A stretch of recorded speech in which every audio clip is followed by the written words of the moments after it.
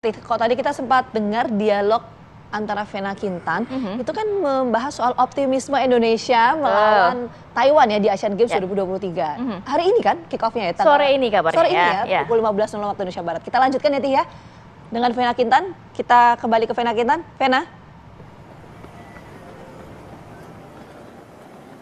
Oke, baik, terima kasih Gina Vita, Kamarati dan juga pemirsa. Saya akan ajak Anda kembali bergabung bersama Bung Toel di sini, pengamat sepak bola.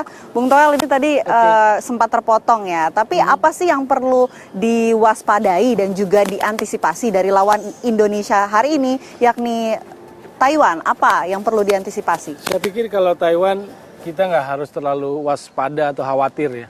Saya lihat pelatih kita lebih kepada concernnya kepada tim sendiri. Karena tim ini kan tidak komplit lah, berangkat dengan situasi, dengan komposisi yang nggak komplit. Contoh di lini depan itu pilihannya terbatas. Kalau kita bicara striker sekarang ketika Sananta nggak bisa pergi, karena klubnya Persis Solo nggak izinkan, itu hanya tinggal Titan Agung. Titan Agung lawan Kirgistan kemarin babak pertama nggak mengesankan. Jadi pilihan di depannya sangat terbatas. Egy Maulana Fikri, Ramai Rumakik pasti dimaksimalkan lah. Jadi poinnya adalah untuk sore hari ini, untuk hari ini, bagaimana Indra Safri memaksimalkan pemain. Plus recovery-nya hanya 1 hari kan, istirahatnya maksudnya.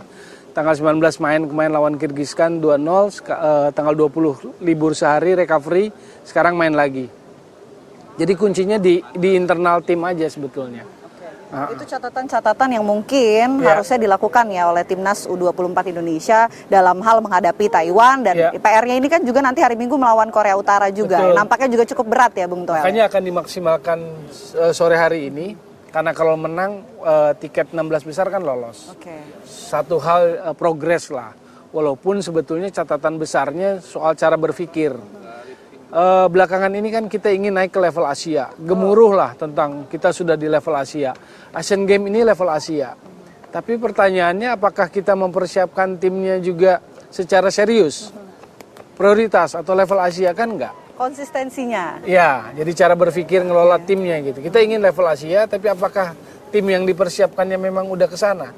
Kan nggak ada target, nggak ada prioritas, pemainnya juga ya bukan yang terbaik karena kemarin bentrok dengan kualifikasi U23. Jadi ini perlu dipikirlah lebih lanjut. Karena kalau contoh misalnya 5 tahun lalu 2018 kita tuan rumah Asian Games.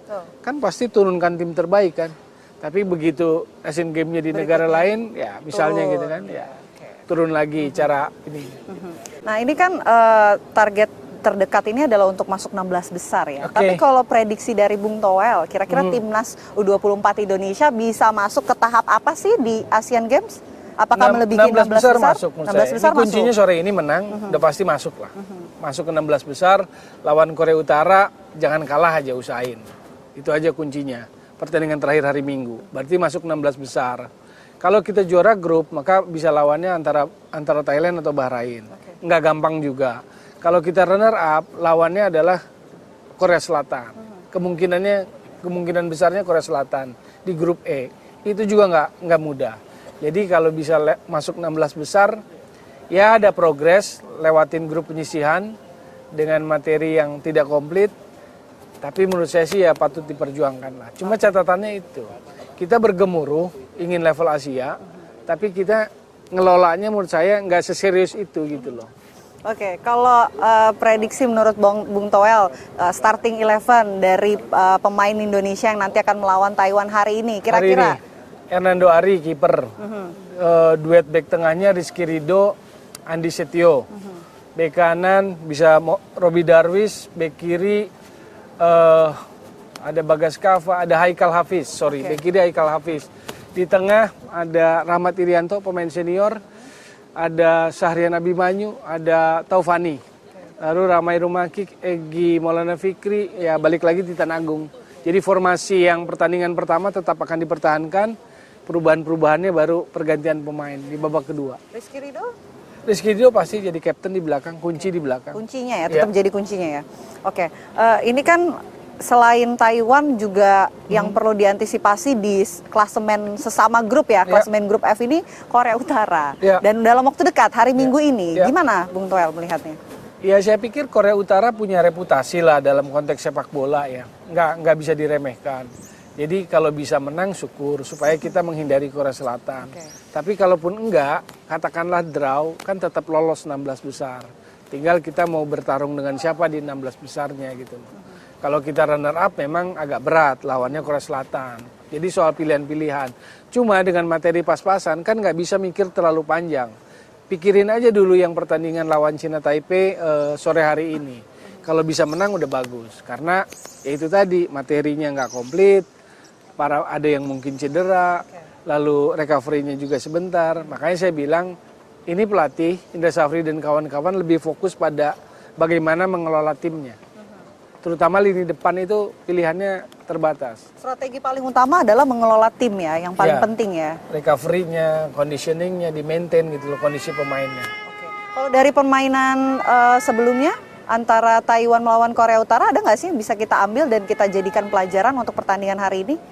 Saya pikir nggak jauh-jauh juga kualitasnya, walaupun kemarin di babak pertama kalau kita ambil catatan buat tim Indonesia lawan Kirgistan agak monoton ya.